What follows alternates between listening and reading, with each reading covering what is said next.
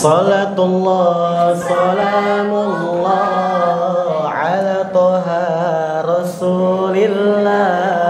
Salatullah salamullah ala yasin habibillah.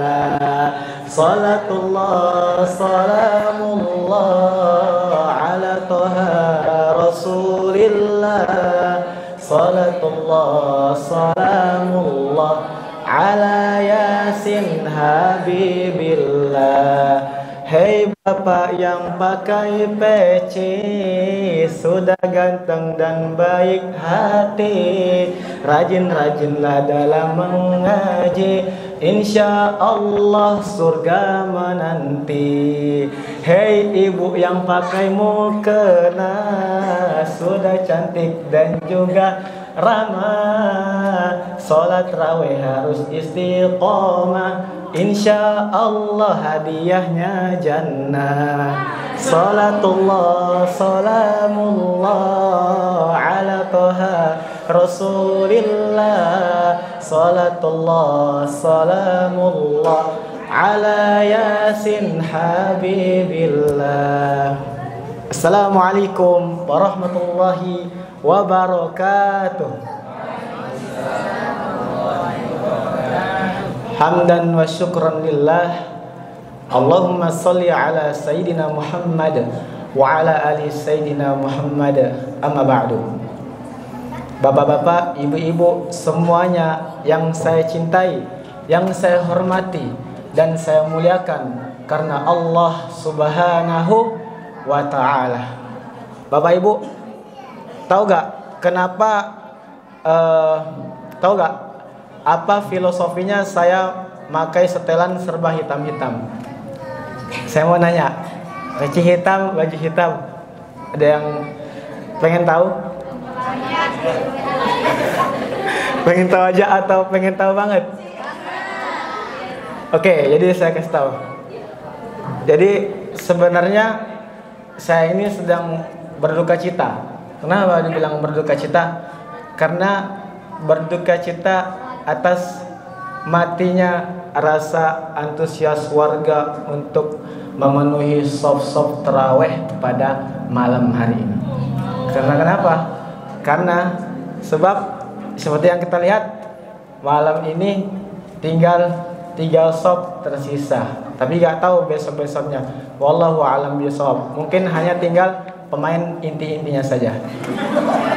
Jadi kalau menurut pandangan saya Bapak Ibu, bulan Ramadan ini itu ibaratkan bagaikan film sinetron yang mempunyai 29 episode.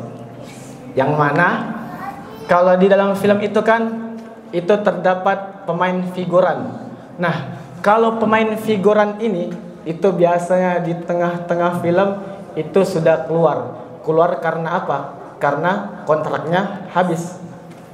Beda halnya dengan pemain utama atau pemeran utama. Pemeran utama ini dia kekal abadi sampai filmnya tamat. Jadi benar-benar mereka berdua ini dua sisi yang berbeda.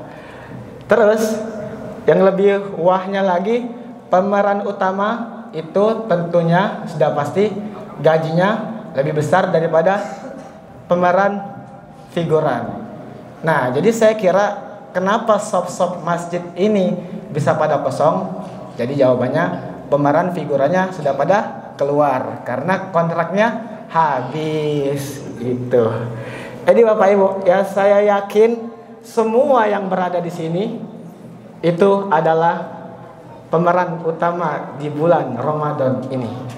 Amin ya rabbal alamin. Saya doakan mudah-mudahan Bapak Ibu semuanya bisa bertahan sampai episode terakhir di bulan Ramadan ini dan bisa mendapatkan gaji yang sangat besar berupa hadiah dari Allah, yaitu surganya yang paling tinggi, dan bisa menjadi orang yang beruntung, bukan malah orang yang buntung. Jadi Bapak Ibu tahu gak, ternyata di bulan Ramadan itu bukan hanya ada orang yang beruntung, tetapi juga ada orang yang beruntung atau orang yang rugi. Siapakah itu? Jadi simak baik-baik. Yang pertama, orang yang merugi di bulan Ramadan yaitu ialah orang yang tidak bisa melawan hawa nafsunya di dalam berbuat kemaksiatan. Dia puasa, dia menahan lapar, dia menahan haus dari pagi pada subuh sampai menjelang maghrib, menunggu azan maghrib, akan tetapi ternyata dia gosip, dia gibah. Nauzubillahi min zalik. Jadi menurut Imam Al-Ghazali mengatakan puasa itu ibaratkan buah. Jadi ketika seorang bapak ini berbuat maksiat, ibu berbuat dosa, nanti diiris buahnya. Berbuat dosa lagi, iris buahnya. Berbuat dosa lagi, diiris buahnya. Iris sampai tak tersisa dagingnya, yang tinggal hanya batoknya saja, yang tinggal hanya tulangnya saja. Lantas apa yang bisa kita makan? Lantas apa yang bisa kita nikmati? Tentu tidak ada. Jadi Bapak Ibu, begitulah perumpamaan orang yang berpuasa tapi dia melakukan kemaksiatan. Dia puasa, dia menahan lapar dan juga dahaga. Tidak makan dan tidak minum, oke. Tidak berhubungan badan di siang bolong, oke. Puasanya sah, akan tetapi dia berbohong, diiris. Dia menipu orang lain, iris pahalanya. Dia memandang dengan syahwat, diiris pahalanya. Kemudian dia menipu, diiris pahalanya sampai tak tersisa. Yang jadi adanya malah dia rugi, hanya menahan lapar dan haus seperti yang dikatakan oleh Rasulullah Shallallahu Alaihi Wasallam.